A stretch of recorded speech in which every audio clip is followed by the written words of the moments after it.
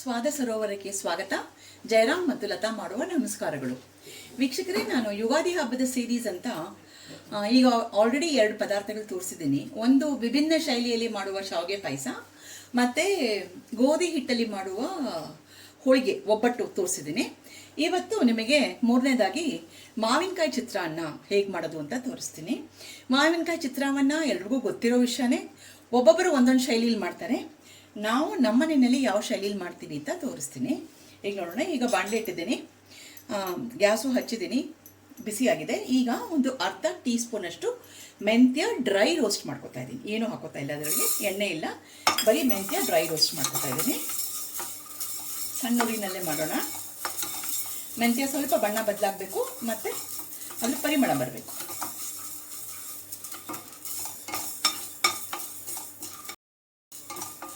ಮೆಂತ್ಯ ಘಮ ಅಂತ ಇದೆ. ಇವಾಗ ಒಂದು 4 ಬ್ಯಾಡಗಿ ಮೆಣಸಿನ್ಕಾಯಿ ಪೀಸ್ ಮಾಡಿ ಇಟ್ಕೊಂಡಿದ್ದೀನಿ, ಅದನ್ನು ಹಾಕ್ತಾ ಇದ್ದೀನಿ.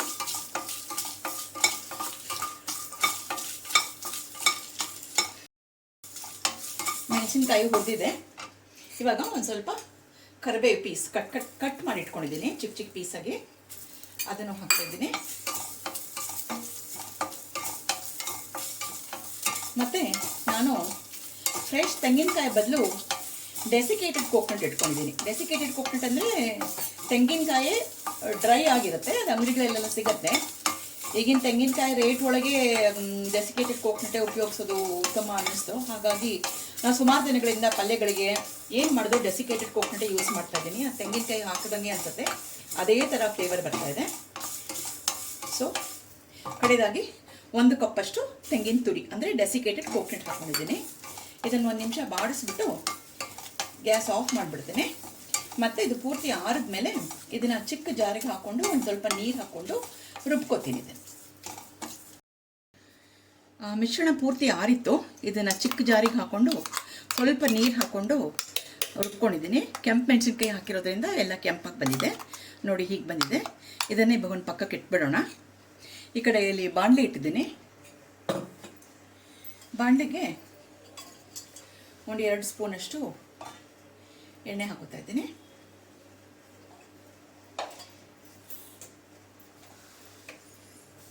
ಎಣ್ಣೆ ಕಾದ ಮೇಲೆ ಇದಕ್ಕೆ ಸಾಸಿವೆ, ಕಡಲೆಬೇಳೆ, ಉದ್ದಿನಬೇಳೆ ಎಲ್ಲ ಹಾಕೊಳ್ಳೋಣ.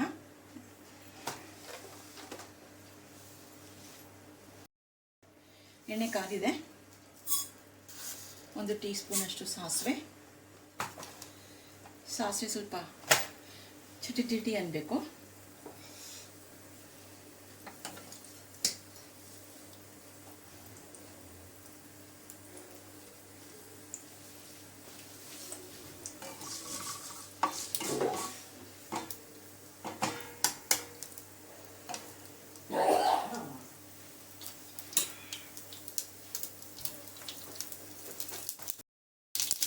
ಇವಾಗ 1 ಟೀ ಸ್ಪೂನಷ್ಟು ಕಡಲೆಬೇಳೆ, ಒಂದು ಚಿಕ್ಕ ಟೀ ಸ್ಪೂನು, ಅದಕ್ಕೆ 2 ಸಲ ಹಾಕೋತಾ ಇದ್ದೀನಿ. ಅರ್ಧ ಟೀ ಸ್ಪೂನಷ್ಟು ಉದ್ದಿನಬೇಳೆ,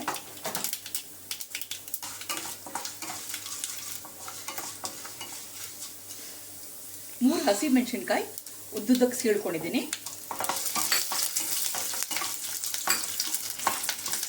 ಮತ್ತು ಕರಿಬೇವು ಸ್ವಲ್ಪ,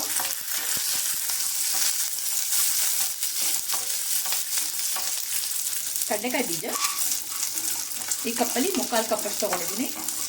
ನಿಮಗೆ ಎಷ್ಟು ಇಷ್ಟನೋ ಅಷ್ಟು ಹಾಕೋಬೋದು. ಕಡಲೆಕಾಯಿ ಜಾಸ್ತಿ ಇಷ್ಟ ಆದವರು ಜಾಸ್ತಿ ಹಾಕ್ಕೊಳ್ಳಿ, ಇಲ್ಲಾಂದರೆ ಮೀಡಿಯಂ ಪ್ರಮಾಣದಲ್ಲಿ ಹಾಕ್ಕೊಳ್ಳಿ. ಮತ್ತು ಗೋಡಂಬಿ ಪೀಸ್ ಆಗಿರೋದು ಇಷ್ಟು ಹಾಕ್ಕೊಂಡಿದ್ದೀನಿ. ಮೇ ಬಿ ಒಂದು 2 ಟೀ ಸ್ಪೂನ್ ಅಷ್ಟು ಇರ್ಬೋದು ತುಂಡಾಗಿರೋ ಗೋಡಂಬಿ ನಿಮ್ಮ ಇಚ್ಛಾನುಸಾರ. ಮತ್ತು ಇದು ನಾನು ಇವತ್ತು ಮಾವಿನಕಾಯಿ ಚಿತ್ರಾನ್ನ ತೋತಾಪುರಿ ಮಾವಿನಕಾಯಿ, ಗ್ರೀನ್ ಮ್ಯಾಂಗೋ ಬರುತ್ತಲ್ಲ, ತೋತಾಪುರಿ ಇದರಲ್ಲಿ ಮಾಡ್ತಾಯಿದ್ದೀನಿ. ತೋತಾಪುರಿ ಮಾವಿನಕಾಯಿ ಸಿಪ್ಪೆ ತೆಗೆದಿದ್ದೀನಿ. ಸಿಪ್ಪೆ ತೆಗೆದುಬಿಟ್ಟು ಚೆನ್ನಾಗಿ ತುರಿದಿಟ್ಕೊಂಡಿದ್ದೀನಿ ನಾನು. ಈಗ ತುರಿದಿರೋ ಮಾವಿನಕಾಯಿನ ಇದಕ್ಕೆ ಹಾಕಿ ಚೆನ್ನಾಗಿ ಬಾಡಿಸ್ಬಿಡ್ತೀನಿ. ಒಂದು ಅರ್ಧ ಪಾವಷ್ಟು ಅನ್ನ ಮಾಡಿ ಆರಿಸ್ಕೊಂಡು ಇಟ್ಕೊಂಡಿದ್ದೀನಿ ನಾನು. ಇವಾಗ ಈ ಮಾವಿನಕಾಯಿ ಏನು ತುರಿದಿಟ್ಟಿದ್ದೀನಲ್ಲ, ಇದನ್ನು ಇದಕ್ಕೆ ಹಾಕೊಂಡ್ಬಿಡೋಣ.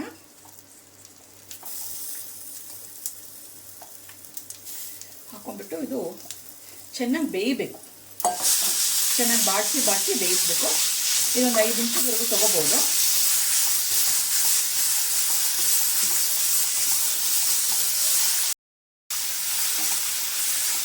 ಇದು ಬೇಯೋ ಸಮಯದಲ್ಲೇ ಇವಾಗಲೇ ನಾವು 1 ಟೀ ಸ್ಪೂನಷ್ಟು ಅರಿಶಿನ ಹಾಕೊಂಡ್ಬಿಡೋಣ.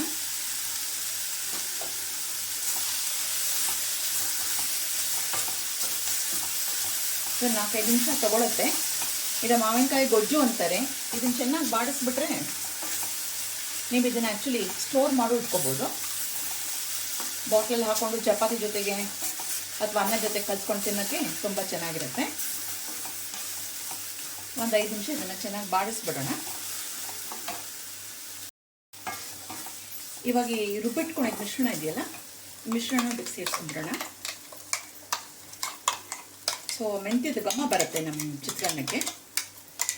ನೀವು ಮಾವಿನಕಾಯಿ ಡೈರೆಕ್ಟಾಗಿ ಹಾಕ್ಬೋದು, ಬಟ್ ಡೈರೆಕ್ಟಾಗಿ ಹಾಕಿದ್ರೆ ಏನಾಗುತ್ತೆ ಅಂದರೆ ಬೇಸಿಗೆ ಕಾಲ ಅಲ್ಲ, ಬೇಗ ಕೆಟ್ಟು ಹೋಗುತ್ತೆ. ಹಾಗಾಗಿ ಹಿಂಗೆ ಚೆನ್ನಾಗಿ ಬಾಡಿಸ್ಕೊಂಡ್ಬಿಟ್ರೆ ಫ್ರೆಶ್ ಆಗಿ ಚೆನ್ನಾಗಿರುತ್ತೆ ಯಾವಾಗಲೂ ಚಿತ್ರಾನ್ನ.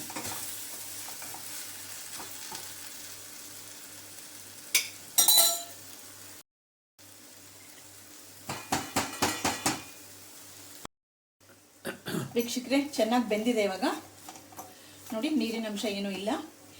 ಇವಾಗ ಗ್ಯಾಸ್ ಆಫ್ ಮಾಡಿಬಿಟ್ಟು ಒಂದು ಸ್ವಲ್ಪ ಹಿಂಗೆ ಹಾಕೊಂಡ್ಬಿಡೋಣ. ಒಂದೂವರೆ ಟೀ ಸ್ಪೂನ್ ಅಷ್ಟು ಹಾಕೋತಾ ಇದ್ದೀನಿ. ಹಾಕಿ ಮಿಕ್ಸ್ ಮಾಡಿಬಿಟ್ಟು ಈ ಮಿಶ್ರಣ ಪೂರ್ತಿ ತಣ್ಣಗಾಗಬೇಕು. ಈ ಮಿಶ್ರಣ ಪೂರ್ತಿ ತಣ್ಣಗಾದ್ಮೇಲೆ ತಣ್ಣಗಾಗಿರೋ ಅನ್ನದ ಜೊತೆಗೆ ಮಿಕ್ಸ್ ಮಾಡಿಬಿಡೋಣ. ಆವಾಗ ಅದು ಕೆಡೋದಿಲ್ಲ. ಮತ್ತು ಮಿಕ್ಸ್ ಮಾಡೋ ಟೈಮಲ್ಲಿ ದಯವಿಟ್ಟು ಕೈ ಉಪಯೋಗಿಸ್ಕೋಬೇಡಿ. ಅಂದರೆ ಕೈ ಅಂದರೆ ನಮ್ಮ ಕೈ ಉಪಯೋಗಿಸೋದು ಬೇಡ. ಸ್ಪೂನಲ್ಲೋ ಅಥವಾ ಇದರೊಳಗೋ ಇಲ್ಲ ಅನ್ನದ ಕೈ ಬರುತ್ತಲ್ಲ, ಅದರಲ್ಲಿ ಮಿಕ್ಸ್ ಮಾಡಿ. ಹಾಗೆ ಮಾಡಿದ್ರೆ ಅದು ಶೆಲ್ಫ್ ಲೈಫ್ ಜಾಸ್ತಿ ಇರುತ್ತೆ. ಇಲ್ಲ ಅಂದರೆ ಈ ಬೇಸಿಗೆಗೆ ಕೆಟ್ಟು ಹೋಗುತ್ತೆ. ಈ ಸ್ವಲ್ಪ ಆರಿದ ಮೇಲೆ ಮಿಕ್ಸ್ ಮಾಡೋದು ತೋರಿಸ್ತೀನಿ. ಈಗ ಮಿಶ್ರಣ ಪೂರ್ತಿ ಆರಿತ್ತು. ಆರಿ ಬೇರೆ ಬೌಲಿಗೆ ತೊಗೊಂಡಿದ್ದೀನಿ. ಈಗ ಅನ್ನನೂ ಇಲ್ಲಿ ಚೆನ್ನಾಗಿ ಆರಿಸ್ಕೊಂಡಿದ್ದೀನಿ. ಇದನ್ನು ಸ್ವಲ್ಪವಾಗಿ ಎಷ್ಟು ಬೇಕೋ ಅಷ್ಟು ನೋಡಿಕೊಂಡು ಮಿಕ್ಸ್ ಮಾಡ್ಕೊಳ್ಳೋಣ.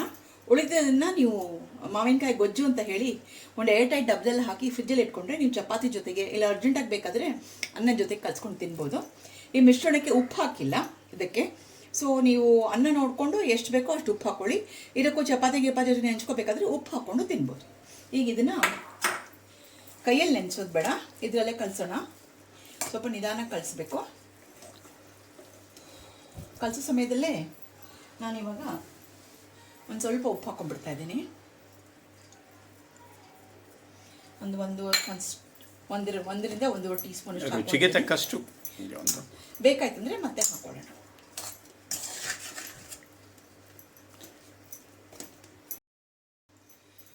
ಕಲಿಸ್ಕೊಂಡಿದ್ದೀನಿ ನೋಡಿ ವೀಕ್ಷಕರೇ. ಇವಾಗ ಎಲ್ಲ ಕಲಿಸ್ಕೊಂಡು ಆದಮೇಲೆ ಒಂದು ಚಿಟಕಿ ಸಕ್ಕರೆ, ಒಂದು ಅರ್ಧ ಸ್ಪೂನ್ ಅಷ್ಟು ಸಕ್ಕರೆ ಮತ್ತು ಒಂದು ಸ್ವಲ್ಪ ಕೊತ್ತಂಬರಿ ಸೊಪ್ಪು ಉದುರಿಸ್ಬಿಟ್ಟು ಇನ್ನೊಂದು ಸಲ ಮಿಕ್ಸ್ ಮಾಡಿಬಿಡಿ. ಇದು ದೇವಸ್ಥಾನ ಶೈಲಿಯಲ್ಲಿ ಮಾಡ್ತಾರೆ. ಇದಕ್ಕೆ ನಿಮಗೆ ಮೆಂತ್ಯದ ಘಮ ಬರುತ್ತೆ. ಎಷ್ಟೋ ಜನ ಒಗ್ಗರಣೆ ಹಾಕೊಂಡ್ಬಿಟ್ಟು ಅದಕ್ಕೆ ಮಾವಿನಕಾಯಿ ಹಾಕೊಂಡ್ಬಿಟ್ಟು ಹಾಗೆ ಕಲಿಸ್ಬಿಡ್ತಾರೆ. ಅದು ಹಸಿರು ಬಣ್ಣವಾಗಿರುತ್ತೆ. ಇದು ಕೆಂಪು ಮೆಣಸಿನ್ಕಾಯಿ ಉಪಯೋಗಿಸಿ ಮೆಂತ್ಯ ಉಪಯೋಗಿಸಿರೋದ್ರಿಂದ ಈ ಮಾವಿನಕಾಯಿ ಘಮದ ಜೊತೆಗೆ ನಿಮಗೆ ಮೆಂತ್ಯದ ಘಮನೂ ಬರುತ್ತೆ. ದೇವಸ್ಥಾನದಲ್ಲೆಲ್ಲ ಹೀಗೆ ಮಾಡೋದು. ಸೊ ಈ ರೀತಿ ಎಲ್ಲರೂ ನೀವು ಪ್ರಯತ್ನ ಪಡಿ, ಚೆನ್ನಾಗಿ ಬಂದೇ ಬರುತ್ತೆ. ಮಾಡಿರೋ ಗೊಜ್ಜೊಳಗೆ ಇಷ್ಟು ಗೊಜ್ಜಿನೂ ಉಳಿದಿದೆ. ಇದನ್ನು ಹಾಗೆ ಒಂದು ಡಬ್ಬದಲ್ಲಿ ಹಾಕಿಟ್ಕೋತೀನಿ ನಾನು. ಚಪಾತಿ ಜೊತೆಗೆ ತಿನ್ನೋಕ್ಕಾಗತ್ತೆ ನನಗೆ, ಇಲ್ಲ ಇನ್ಯಾವತ್ತಾದರೂ ಅನ್ನದ ಜೊತೆ ಕಲ್ಸ್ಕೊಳಕ್ಕಾಗತ್ತೆ. ಸೊ ಈ ರೀತಿಯಾಗಿ ವೀಕ್ಷಕರೇ, ನಮ್ಮ ಮನೇಲೆ ದೇವಸ್ಥಾನ ಶೈಲಿಯಲ್ಲಿ ಮಾಡುವ ಮಾವಿನಕಾಯಿ ಚಿತ್ರಾನ್ನ. ಸೊ ಯುಗಾದಿಗೆ ಸ್ವಲ್ಪ ವಿಭಿನ್ನವಾಗಿ ಮಾಡ್ಕೊಳ್ಳಿ. ರೆಗ್ಯುಲರಾಗಿ ಮಾಡ್ಕೊಳ್ಳೋಕ್ಕಿಂತ ಸ್ವಲ್ಪ ವಿಭಿನ್ನವಾದ ರೀತಿ ಇರೋದ್ರಿಂದ ಈ ರೀತಿ ಟ್ರೈ ಮಾಡಿ, ಖಂಡಿತ ಚೆನ್ನಾಗಿ ಬರುತ್ತೆ. ಹೋಳಿಗೆ, ಶಾವಿಗೆ ಪಾಯಸ, ಮಾವಿನಕಾಯಿ ಚಿತ್ರ, ಮೂರು ಐಟಮ್ ತೋರಿಸಿದ್ದೀನಿ. ಇನ್ನು ಒಂದು ಐಟಮ್ ಬಾಕಿ ಇದೆ, ಅದನ್ನು ನಾಳೆ ಮಾಡಿ ತೋರಿಸ್ತೀನಿ. ಸೊ ಎಲ್ಲರೂ ಯುಗಾದಿ ಹಬ್ಬಕ್ಕೆ ಇದನ್ನು ಮಾಡ್ಕೊಳ್ಳಿ. ಸಿಹಿ ಅಂದರೆ ಹೋಳಿಗೆ, ಮತ್ತು ಇದ್ರ ಜೊತೆಗೆ ಉಪ್ಪು, ಹುಳಿ, ಖಾರ ಎಲ್ಲನೂ ಇರುತ್ತೆ. ಇಲ್ಲ ಅದನ್ನು ಎಲ್ಲರ ಜೊತೆಗೂ ಹಂಚ್ಕೊಂಡು ತಿನ್ನಿ, ಯುಗಾದಿನ ಚೆನ್ನಾಗಿ ಆಚರಿಸಿ. ಇಷ್ಟು ಹೇಳಿ ನನ್ನ ವಿಡಿಯೋನ ನಾನು ಇಲ್ಲಿಗೆ ಮುಗಿಸ್ತಾ ಇದ್ದೀನಿ. ಮತ್ತು ನಮ್ಮ ಸ್ವಾದ ಸರೋವರ ಚಾನಲ್ಲು ಲೈಕು, ಶೇರು, ಸಬ್ಸ್ಕ್ರೈಬ್ ಮಾಡಿ ನಮ್ಮನ್ನು ಸಪೋರ್ಟ್ ಮಾಡಿ ಪ್ಲೀಸ್. ವೀಕ್ಷಕರೇ, ನನ್ನ ಮಾಮೂಲಿ ಒಗ್ಗರಣೆ. ಈ ಚಿತ್ರಾನ್ನ ಅಂತ ಯಾಕೆ ಹೆಸರು ಬಂತು ಅಂತ ನಮಗಳಿಗೆ ತುಂಬ ಜನಕ್ಕೆ ಗೊತ್ತಿಲ್ಲ. ಅದು ಚಿತ್ರಾನ್ನ ಅಂದರೆ ಅದು ಯಾಕೆ ಹೆಸರು ಬಂತು, ಇದರ ಹಿನ್ನೆಲೆ ಏನು ಅಂತ ರೀಸೆಂಟಾಗಿ ನಾನು ಧರ್ಮೇಂದ್ರ ಕುಮಾರ್ ಅವರ ವಿಡಿಯೋ ಒಂದು ನೋಡಿದೆ. ಅವ್ರ ಪರ್ಮಿಷನ್ ಇಲ್ಲದೆ ಈ ವಿಷಯ ನಿಮ್ಮ ಹತ್ರ ಹಂಚಿಕೊಳ್ತಾ ಇದ್ದೀನಿ. ಧರ್ಮೇಂದ್ರ ಸರ್, ದಯವಿಟ್ಟು ಕ್ಷಮಿಸಬೇಕು. ಚಿತ್ರಾನ್ನ ಅನ್ನೋದು ಹಳೆ ಕಾಲದಲ್ಲಿ ನೀವು ಅಲ್ಲ, ನಾವುಗಳಲ್ಲ, ನಮಗಿಂತ ಹಿಂದಿನ ಪೀಳಿಗೆಯವರು ಇವಾಗ ಕಾಶಿ, ರಾಮೇಶ್ವರ ಇಲ್ಲ ಯಾವುದೋ ಒಂದು ಮೈಸೂರು, ಬೆಂಗಳೂರು ಯಾತ್ರಾರ್ಥಿಗಳಾಗಿ ಹೋಗಬೇಕು ಅಂದರೆ ಆವಾಗ ಛತ್ರದಲ್ಲಿ ಉಳ್ಕೊಳ್ತಾ ಇದ್ರು. ಧರ್ಮಛತ್ರ, ಮಹಾರಾಜರು, ಊರಿನ ಹಿರಿಯರು ಅದನ್ನು ನಡೆಸ್ಕೊಳ್ತಾ ಇದ್ರು. ಅಲ್ಲಿ ಊಟ, ಅವಾಗೆಲ್ಲ ಹೋಟ್ಲಿಗೇನು ಇರಲಿಲ್ಲ, ಅಲ್ಲಿ ಊಟ ತಿಂಡಿಗೆ ಕಷ್ಟ ಆಗೋದು. ಆವಾಗ ಏನು ಮಾಡೋರು, ಅನ್ನ ಮಿಕ್ಕಿರ್ತಾ ಇತ್ತು ಸಾಮಾನ್ಯವಾಗಿ. ಇಲ್ಲದೆ ಆದರೆ ಚಿತ್ರಾನ್ನ ಮಾಡೋದು ನಾವು ಎಷ್ಟೋ ಜನ ಬ್ರೇಕ್ಫಾಸ್ಟ್ಗೂ ನಾವು ಮಾಡ್ಕೊಳ್ತೀವಿ. ಆ ಥರ ಎಲ್ಲ ಅದನ್ನು ಮಾಡಿಕೊಟ್ಬಿಡೋರು. ಸ್ವಲ್ಪ ಕಡಲೆಕಾಯಿ, ಒಗ್ಗರಣೆ, ಏನೇನೋ ಎಲ್ಲ ಹಾಕ್ಬಿಟ್ಟು ಮಾಡಿಬಿಡೋರು. ಅದು ಆ್ಯಕ್ಚುಲಿ ಛತ್ರದ ಅನ್ನ. ತುಂಬ ಪವಿತ್ರತೆ ಇದೆ ಅದು, ಯಾರು ತುಂಬ ಲೈಟಾಗಿ ತಗೋಬೇಡಿ. ಅನ್ನ ಅಂದ್ರೇ ಬ್ರಹ್ಮಸ್ವರೂಪಿ. ಅದು ಛತ್ರದ ಅನ್ನ, ಅದರಲ್ಲಿ ಹೊಟ್ಟೆ ತುಂಬಿಸ್ಕೊಂಡು ಅವರು ಮುಂದಿನ ಊರಿಗೆ ಅವರು ಪ್ರಯಾಣ ಬೆಳೆಸೋರು. ಆ ರೀತಿ ಛತ್ರದ ಅನ್ನ ಹೋಗಿ ಅದು ಚಿತ್ರಾನ್ನ ಆಗಿದೆ. ಅದು ನಾವು ವಿಚಿತ್ರವಾಗಿ ಮಾಡ್ಕೊಳ್ತಾ ಇದ್ದೀವಿ ಇವಾಗ. ಬಟ್ ಮಾವಿನಕಾಯಿ ಚಿತ್ರಾನ್ನ ಅದು ನಮ್ಮ ಯುಗಾದಿ ಹಬ್ಬಕ್ಕೆ ಅದು ಒಂಥರ ಬೇಸಿದ್ದಂಗೆ.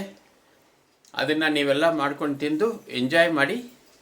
ಧರ್ಮೇಂದ್ರ ಸರ್, ಎಗೈನ್ ನಿಮ್ಮ ಪರ್ಮಿಷನ್ ಇಲ್ಲದೆ ಈ ಕತೆ ಹಂಚ್ಕೊಳ್ತಾ ಇದ್ದೀನಿ, ದಯವಿಟ್ಟು ಕ್ಷಮಿಸಿ. Thank you. ಹ್ಯಾಪಿ ಯುಗಾದಿ.